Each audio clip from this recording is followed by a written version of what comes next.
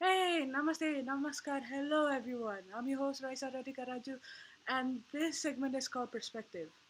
In this video, I'll tell you a short story on how perspective can change.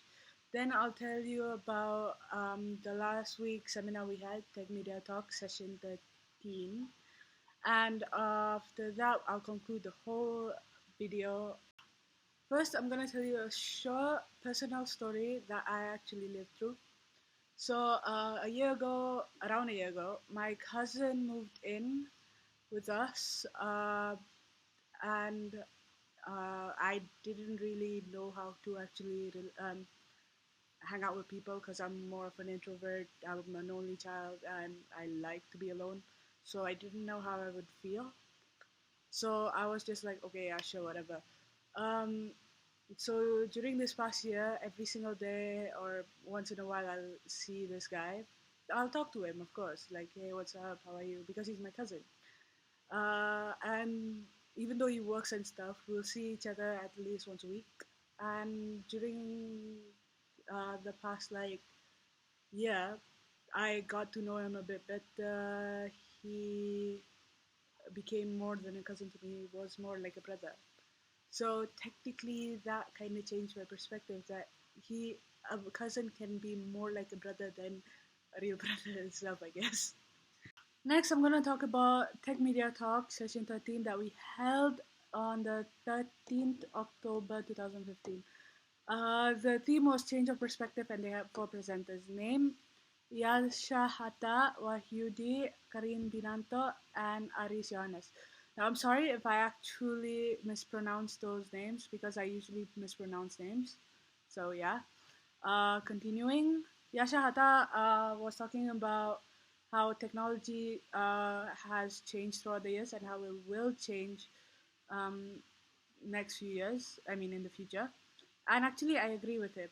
If you think about it, iPhone started from a small, a bit thick phone to a thin phone that's longer. And maybe soon enough, the iPhone will be the size of your head, your whole head, maybe. So yeah. Plus, he talked about Back to the Future. At that time, was kind of like people were thinking maybe it will happen in next few years, maybe it will happen. But some of the things they talked about in Back to the Future hasn't happened.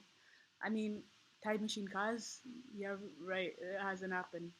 So maybe in the future it'll happen, maybe. Then next presenter was Wahyudi, who talked about coding for life. And he said coding is used in everyday life, which I agree because, first of all, it's like you're an active person. Your coding will be like morning time, wake up. Then um, after wake up, jog or have a healthy breakfast. Then it's raining outside, take an umbrella, walk to school or walk to work. And bosses making you angry, shove it off or shake it off. Um, it's time to go back home, go home or go for dinner or something. Then it's nighttime, go to sleep.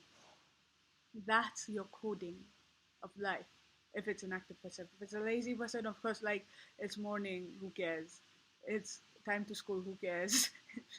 So yeah.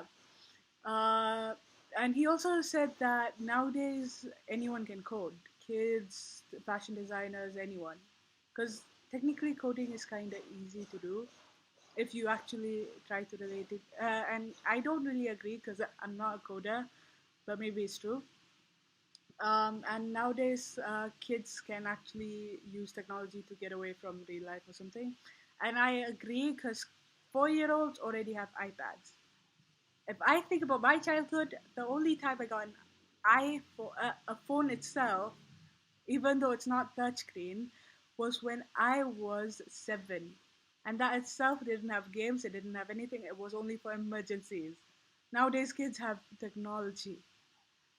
The third presenter was Karin Binanto, and she was talking about her journey of life. She had 5 choices, what she wanted to be in the future, which were actress, singer, businesswoman, film director, and chef. So her mom told her to take film director because she was always good at film. So she decided to study film. She worked for an Indonesian director and also co-directed in an Indonesian movie.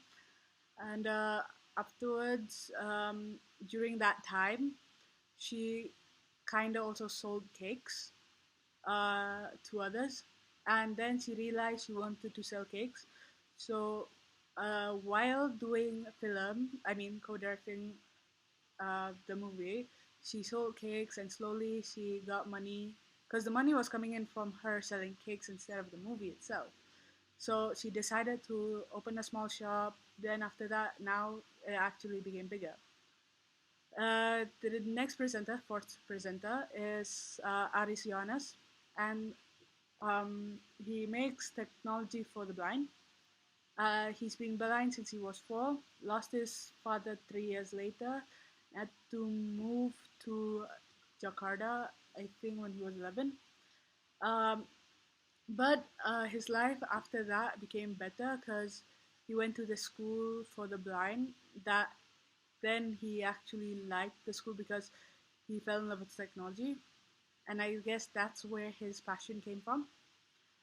And afterwards, his life got better, and now he actually helps out the blind with IT for the blind community, or IT CFB. So yeah, and I heard that he was going to go to Monash with the blind on the 9th, I guess. And I was hoping if I could actually like help out on that day. So maybe I'll also like do a video on that later on this month, maybe. So yeah. So to conclude this video, don't judge a book by its cover.